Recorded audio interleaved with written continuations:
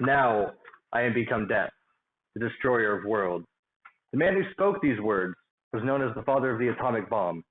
J. Robert Oppenheimer was the key engineer and witness to the Trinity atomic bomb test in New Mexico back in 1945. His work unleashed a weapon with inconceivable power upon this world. In the words of Harvard scientist and Nobel Prize winner George Wald, nuclear weapons offer us nothing but a balance of terror. But a balance of terror is still terror. Now, these quotes should be a warning to us in the 21st century, but rather replace the technological development of nuclear weapons with artificial intelligence and the potential destructive power that it has. So what is artificial intelligence? Artificial intelligence, AI as I'll refer to it from now on, is intelligence exhibited by machines. Any device or computer that perceives its environment and takes actions that maximizes its chance of success at some goal. So first, I'll start with a brief history. We'll move on to current AI classifications. We'll take a look at problems potentially created and solved, AI and entertainment.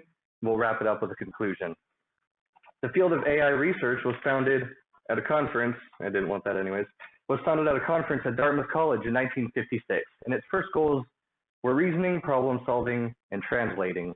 This was first used during the Cold War, the Alpac Report of 1966. The goal, instant translation of Russian documents and scientific reports. It ran into one immediate problem, which was called word sense disambiguation. This simply means that machines do not understand slang, idioms, or analogies. An anecdotal example of this: the spirit is willing, but the flesh is weak. Translated back and forth with Russian, this became the vodka is good, but the meat is rotten. Another example of this, to quote, out of sight, out of mind became blind idiot. So clearly this was not working out very well. Machines to this day still do not understand these colloquialisms, similar to how a foreigner from another country might not understand local American idioms. Now, what's the difference between AI and a conventional computer?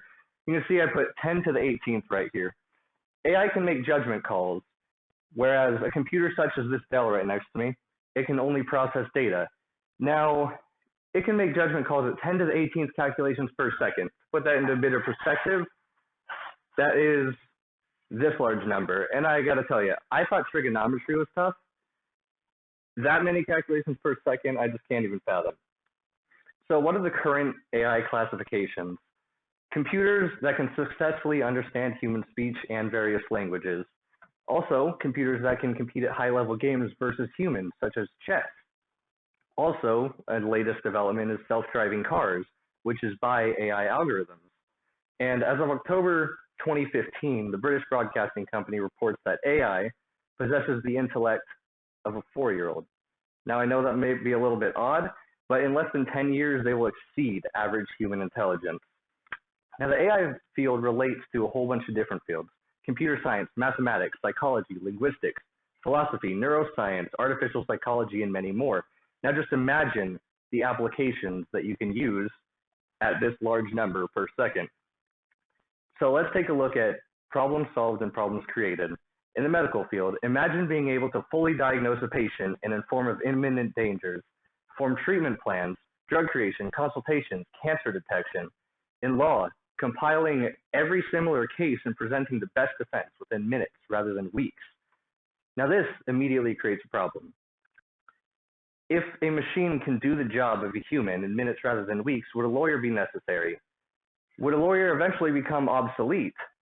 SpaceX and Tesla CEO Elon Musk recently said there will be fewer and fewer jobs that a robot could not do better. You also have to look at legal aspects. There's rights and ownership. Does the individual claim ownership of the machine or the corporation? And who is at fault if a machine commits a crime? Philosophically, we have to ask, does it have human rights? Does it have an owner, or is it an individual? Economically, if machines can perform higher quality work than a human, would this eventually lead to mass unemployment? McDonald's just recently announced their plan to replace cashiers with self-serving kiosks to combat the push for a $15 an hour minimum wage. Keep in mind, I see everyone's faces right now. It does seem a little bit like science fiction, right? Look back 50 years. Everything that was science fiction 50 years ago is now science fact. And now this is a recurring theme in history. Science fiction inevitably becomes science fact, and science fiction drives scientific research and development. Science fiction also provides warnings. From dystopian films such as 2001: A Space Odyssey, I, Robot, Terminator, The Matrix, along with countless others, we should heed these warnings. Now, all of this information leads to one conclusion. Without the power to sever an artificial intelligence connection or the AI itself, we really leave ourselves open to consequences we can barely fathom. My father, a 30-year information technology professional, came up with a solution: the big red button. If we don't have the big red button to simultaneously shut down rogue machines, we leave ourselves open to a world with truly endless scenarios for disaster. Me, I'm concerned that AI will come to the inevitable conclusion that the problem with humans are humans themselves. Without a failsafe to ensure full control over our superior AI creations, those AI overlords will become death, the destroyer of worlds. Thank you for your time.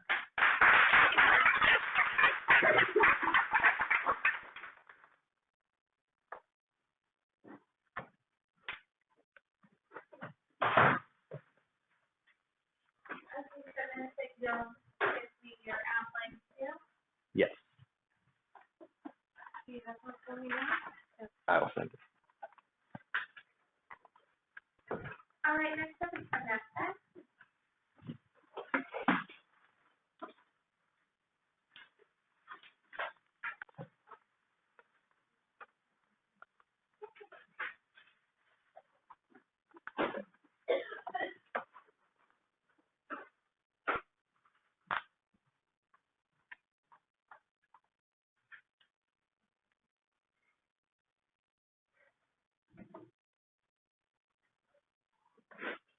Have any of you ever watched The Walking Dead?